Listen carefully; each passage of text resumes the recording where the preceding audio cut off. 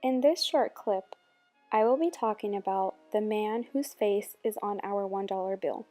His name is George Washington, and he was the first president of the United States. George Washington was born on February 22, 1732, in Westmoreland County, Virginia, where he lived with his parents, Augustine and Mary Ball Washington. His father was a farmer and landowner. George had 9 siblings, some of which were from his parents' previous marriages.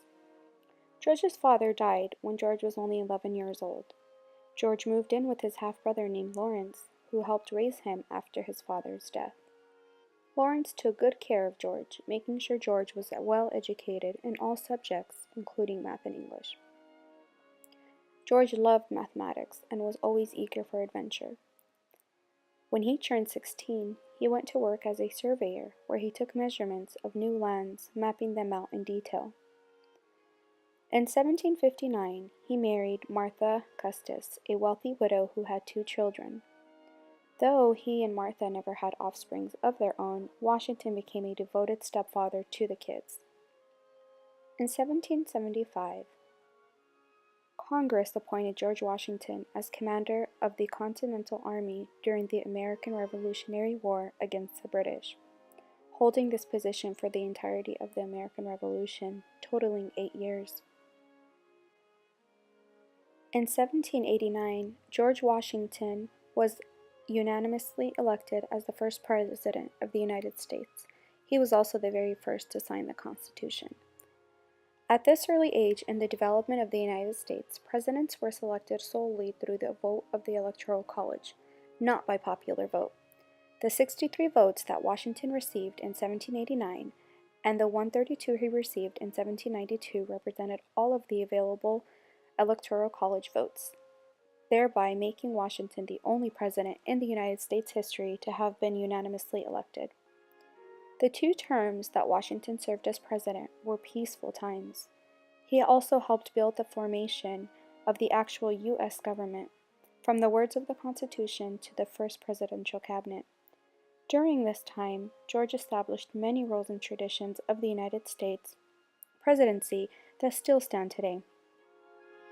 George Washington never occupied the White House. He was the only president who did not, which was completed after his death. During his 2 terms as president, the U.S. Capitol was located first in New York and then in Philadelphia.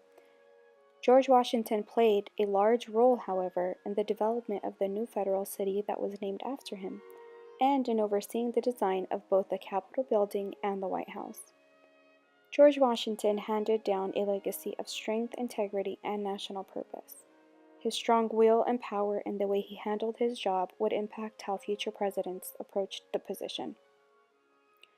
George's attitude towards slavery gradually changed as he grew older, and especially as he fought for liberty in the American Revolution.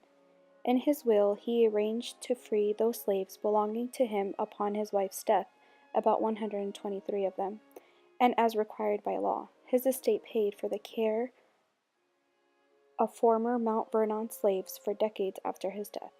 George Washington is the only slave-owning president who freed all of his slaves.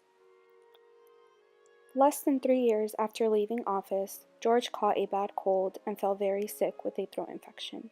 He died at his Virginia plantation, Mount Vernon, at the age of 67. Washington left one of the most enduring legacies of any American in history. He's known as the father of his country, and his face appears on the U.S. dollar bill and quarter, and hundreds of U.S. schools and towns, as well as the nation's capital city, are named after him.